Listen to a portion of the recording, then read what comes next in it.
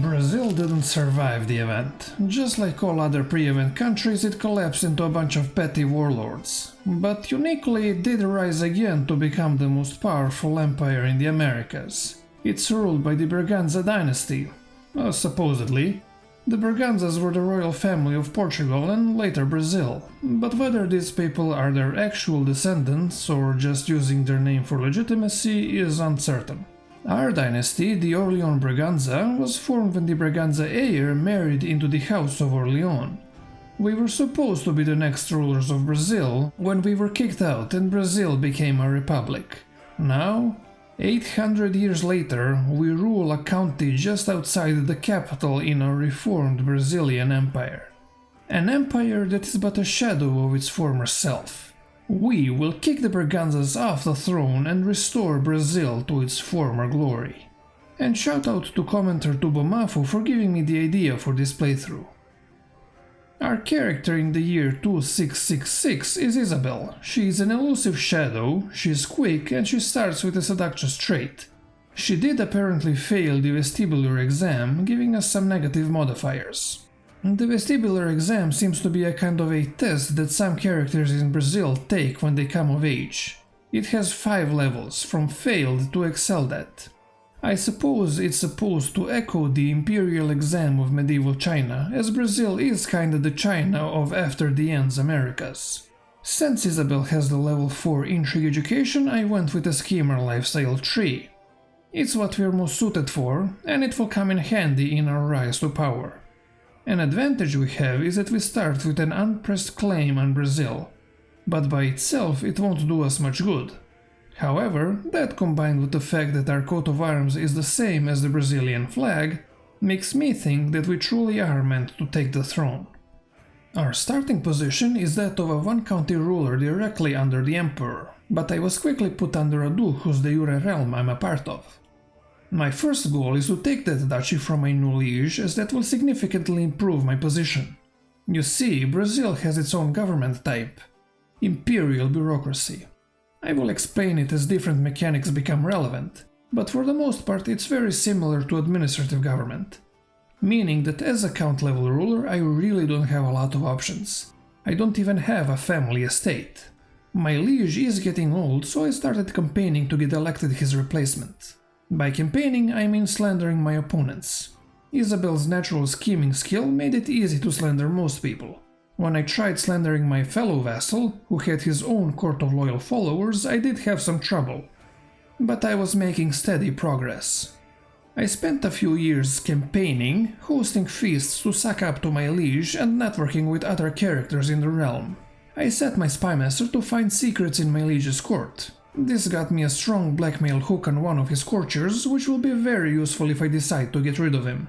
It turns out that counts don't get a lot of monthly influence, and influence is the most important currency in an administrative or administrative-like realm. I don't even have access to administrative issues, which are the other main way of gaining influence. What I could do is challenge the status of other rulers in the empire. It's a scheme that allows me to steal their influence for myself. Even with high intrigue though, I had to carefully search for targets I could successfully challenge. Around this time, my liege went into debt. This was an opportunity for me, as it gave me access to the imperial finances decision. By giving some money to my liege, I would get a strong hook on him. It says here I would get a hook on the emperor, but it means my liege. And apparently he was such an incompetent governor, I had to take it upon myself to help stabilize the duchy. This was good, cause it gave me more influence, but it also stressed me out a lot. I tried coping with the stress by becoming rakish, and literally, the first time Isabel went to a brothel, she got herpes. Another way I tried dealing with stress was becoming a coffee drinker. It's something we have access to thanks to one of our cultural traditions. Just by paying a small fee, we lose stress and get the fantastic coffee drinker trait. I haven't mentioned our husband so far, but Arthur has been with us since the start. He's loyal and a very useful courtier. We have been scheming together for a decade now. And through all that, we have become closer than ever. Unfortunately, my herpes developed into syphilis, and I ended up spreading it to him. Sorry, hubby. While I was working towards taking over the duchy, grand political schemes were happening in the wider empire. The Emperor of Brazil's vassals are split into two groups, the bureaucratic faction and the militaristic faction. I'll tell you more about them when we become emperor and we have to deal with them, but for now I'll just tell you that the bureaucratic faction rebelled and is waging a war against the emperor. Inconveniently for me, my liege is part of that faction and we are considered rebels. The emperor was losing the war and he didn't dare fight the rebels head-on, so he decided to siege down my county, probably because it was so close to his capital. The rebels were happy to let him do that as they were busy sieging Rio de Janeiro. The emperor did eventually occupy my castle, wrecking my economy and capturing one of my sons. But my luck did begin to turn when I unlocked my first dynasty legacy. I took Stewards of Empire, giving me more influence and governor efficiency. And after years of scheming, cajoling and calling in favors, I made myself the heir to my liege's duchy. Just in time too, as soon after he died from an illness, making me governor of my own duchy. This does mean I am now directly at war with the emperor, but luckily we are winning. My castle was automatically besieged when I inherited the duchy, and with all the new castles and cities in my new realm, my economy and military are stronger than ever. I even decided to join in on the fighting, and I defeated a small fragment of the emperor's army. A short time later, in occupied Rio de Janeiro, the combined rebel armies, my own contingent included, smashed the loyalists, winning us the war. The main thing this victory got us was a hook on the emperor. That will come in handy later. For now, we should reflect on our new status within the empire. As a duke-level ruler, I get access to not just the governor issues, but also my own estate, and I am recognized as a noble family of the empire. The capital is close anyway, so by moving my estate there I get enough points to make the Orleans Braganza a powerful family. I also finished the schemer tree and moved on to a diplomacy lifestyle. The first perk in the family hierarchy tree gives me another 10 powerful family points. I'm now the emperor's direct vassal, so becoming emperor myself is a possibility. To try and improve my odds, I married my eldest son to a Braganza.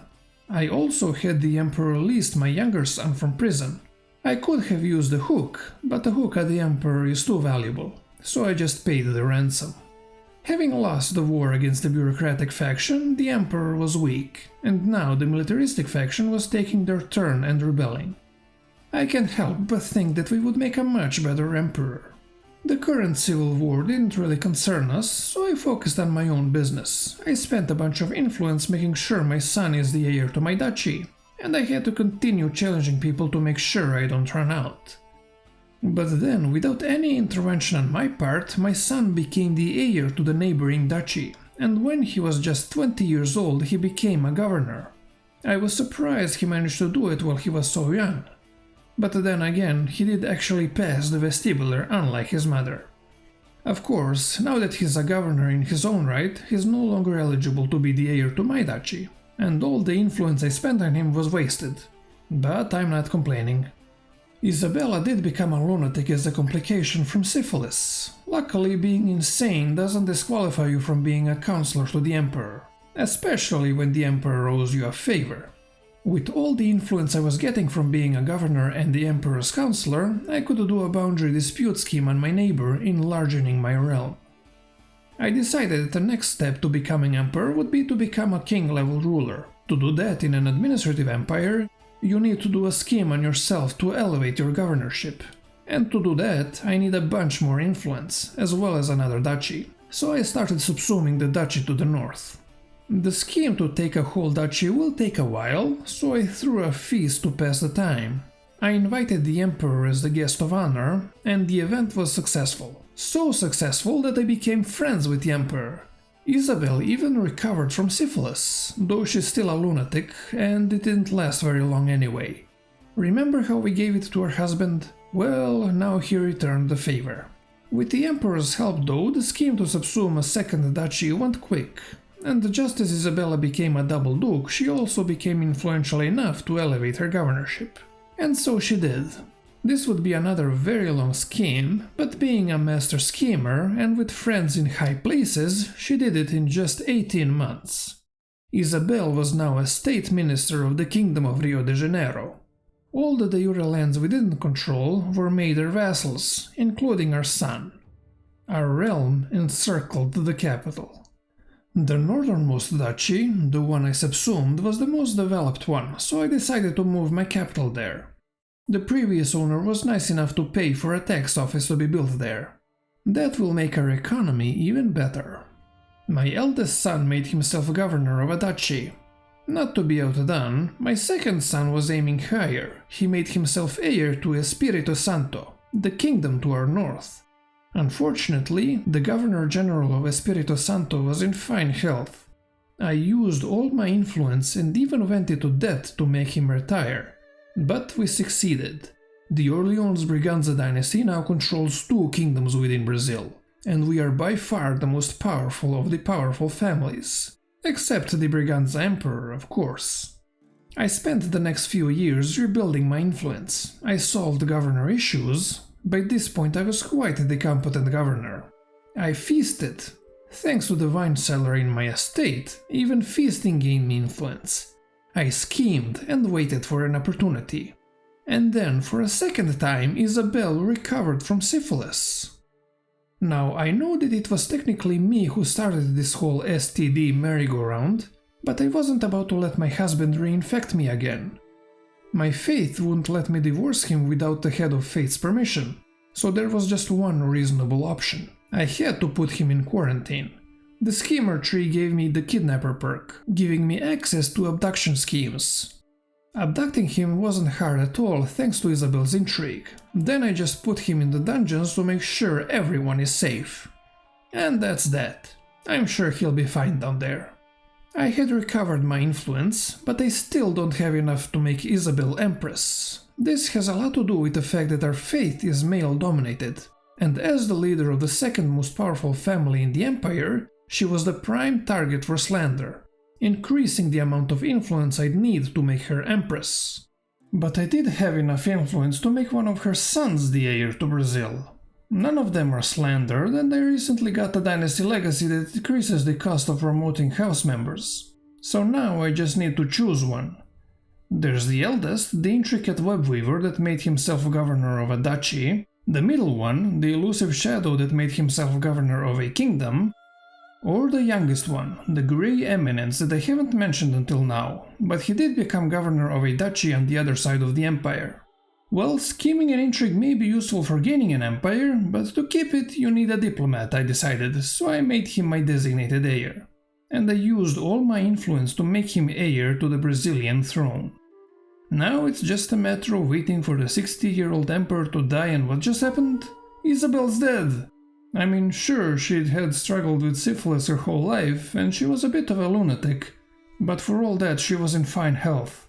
This succession had caught me off guard.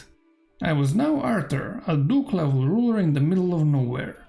Fortunately, I was still the heir to Brazil. My only goal now was to remain so for as long as needed until the emperor died. I slandered my rivals in the succession, I feasted, and I even befriended the emperor. He was willing to make me his regent, and when his health began to fail, I took over ruling the empire in his stead. This fully entrenched me as his heir. When he finally passed, I was emperor, and the Braganzas were replaced by the Orleans Braganza as the rulers of Brazil. If you remember, the previous emperor had a lot of trouble keeping his vassals from rebelling. That's because of the unique mechanics of the Brazilian imperial bureaucracy government type, that as the new emperor, now I have to deal with. You see, there are 3 types of provincial administration in Brazil: bureaucratic, militaristic, and balanced. And there are 2 special vassal factions, bureaucratic and militaristic, that governors of the corresponding provincial administration will join when they are annoyed with you. What makes them annoyed, you ask? There is no traditional authority mechanic in Brazil. Instead, we have a slider that goes from what? That's right, from bureaucratic to militaristic. Bureaucratic governors are angry when the slider leans militaristic, and their faction wants to move it towards the bureaucratic side, and the militaristic governors want the opposite. And if the authority slider is in the middle, then everybody is angry. Unless they themselves are a balanced administration. So the best way to rule Brazil, I figure, is to have all of your governors be balanced administration and have the authority slider in the middle at all times. This won't solve all your problems, as governors don't have to be bureaucratic or militaristic to join one of those factions, so I'll still be dealing with that mechanic. Not to mention all the other things governors can get angry about in a huge empire.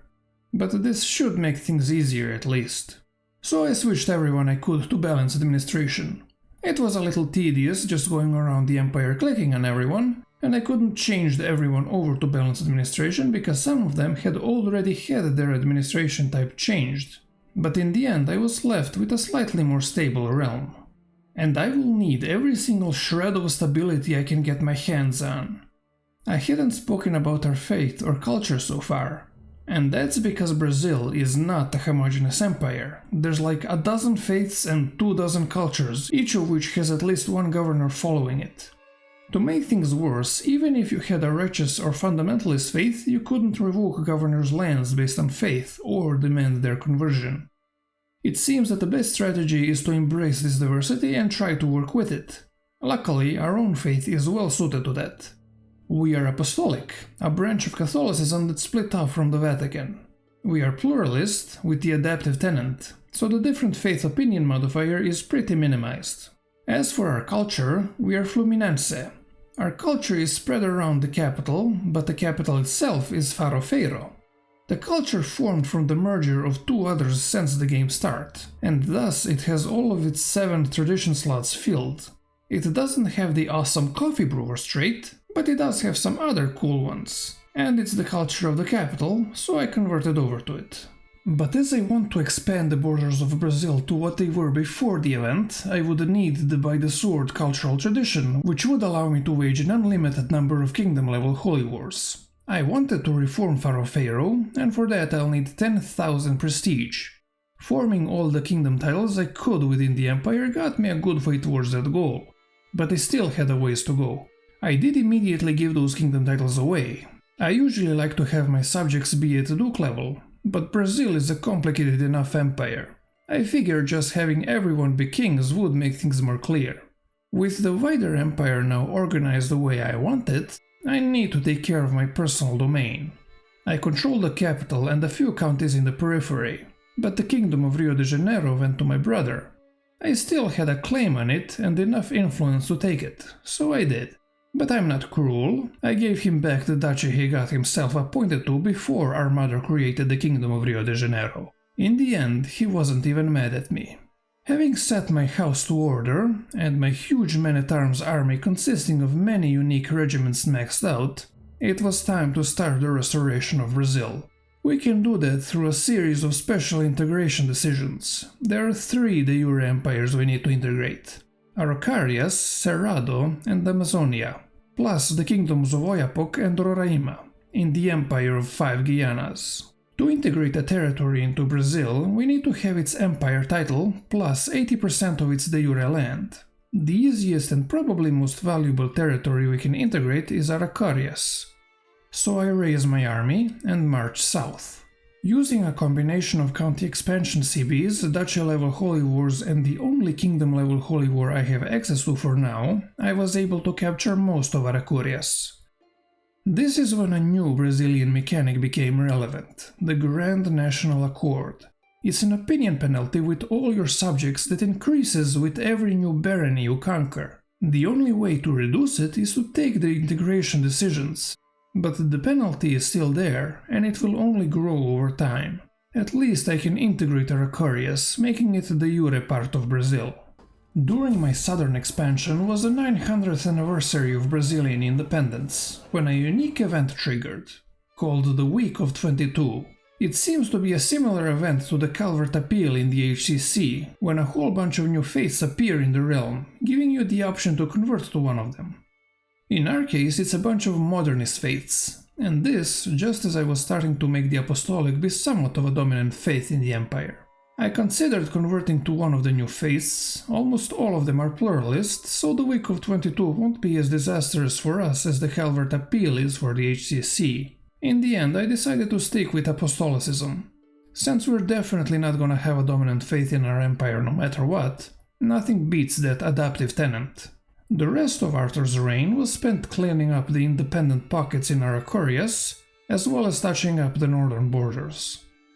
2.5 decades later, Brazil owned all of its de jure land, and we were able to reform the farofeiro culture to have by the sword tradition, replacing forbearing. Our next character will be able to use all the kingdom level holy wars he needs to restore our old borders. And let us meet our next character. It's Lucas, Arthur's only son. He's already 47 years old, but he is strong, so he'll live longer than most. And he does have decent stats. Before he can continue the expansion, he has to deal with the unruly governors. He'll have a harder time of it than his predecessors because of that Grand National Accord penalty. It's already up to 58 negative opinion with all his subjects. It's so bad that I wasn't able to stop a bureaucratic and a militaristic faction from pressing their demands. Thankfully, they cancelled each other out, moving the authorities later one way, then back the other way. In the end, all I lost from submitting to these two factions was 400 points of prestige. When I had eventually secured Lucas's power, I decided to start working on Cerrado, the next empire I want to integrate.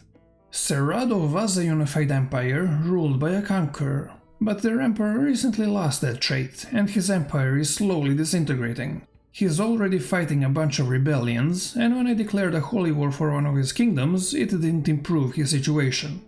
Over 15 years I slowly absorbed more and more of Cerrado, by taking land directly from the emperor, conquering some of the low-level rulers that split off from the empire, and peacefully vassalizing some others. Eventually, the Emperor of Cerrado controlled just one county, but I still couldn't click the button to integrate Cerrado because I need the Emperor title, and I can't just usurp it from him while he still controls some de jure territory. Eventually though, he was overthrown by a peasant uprising, and I could take the decision. By this point, the Grand National Accord opinion penalty was up to 110, integrating Cerrado brought it back down to 60. Right now, I don't have any problems with subjects hating me, but that's because Lucas has ruled for a while now. It's only gonna get worse. There are two more integration decisions left to take, the Northern Territories and Amazonia. The North is the next logical target. To take the Northern Territories, we need to control the kingdoms of Amazonas, Roraima and Oiapoque. This brought us into conflict with the Empire of the Caribbean. Though they aren't nearly as powerful as us, we can't use our whole army fighting in the jungles. Still, with patience I was able to outmaneuver them, surround them and attack them when they were starving to death. This resulted in the total stack wipe of their army and my eventual victory. All that was left were the few small realms in the Amazonas kingdom I had to fight one by one. The main trouble with that was that most counties in the Amazon aren't actually connected to each other, and the only way to get to them was by sailing the river. This resulted in a few awkward battles where I had to disembark into the waiting enemy, but the quality of my troops was enough to overwhelm them. The Grand National Accord penalty was now up to almost 100 points, and integrating the Northern Territories didn't bring them down at all. At least our de jure land expanded. All that was left to integrate was Amazonia, but my offensive war penalty was getting kinda big as well, so I decided to take a break for a while. After letting the offensive war penalty go down, and holding events to increase my subjects' opinion of me, I was ready to finish the conquest. Amazonia was split between several kings, including one conqueror. Over 12 years, Amazonia was subjugated. The Grand National Accord was up to 153 negative opinion. Integrating Amazonia brought it back down to 103. But that combined with the offensive war penalty meant it was a miracle Lucas wasn't despised by everyone. Even though we clicked all the integration decisions, there were still some areas of former Amazonia we didn't control. But Lucas is 86 now, and he won't live to finish the conquest. That task was left to his son, Junior. Junior was a capable enough emperor. Over 2 decades he took all the de jure land of Brazil. Thanks to our governors waging their own wars of expansion, we ended up controlling a little more than our de jure territory, even breaking through to the Pacific coast. I created the Brazilian culture and reformed it. I got rid of by the sword, as we are done with new conquest, and replaced it with loyal. If enough of my subjects embrace that cultural tradition, it might offset some of the devastating Grand National Accord penalty, which is now up to 135 by the way. That's all for now folks, thanks for watching and I hope to see you next time.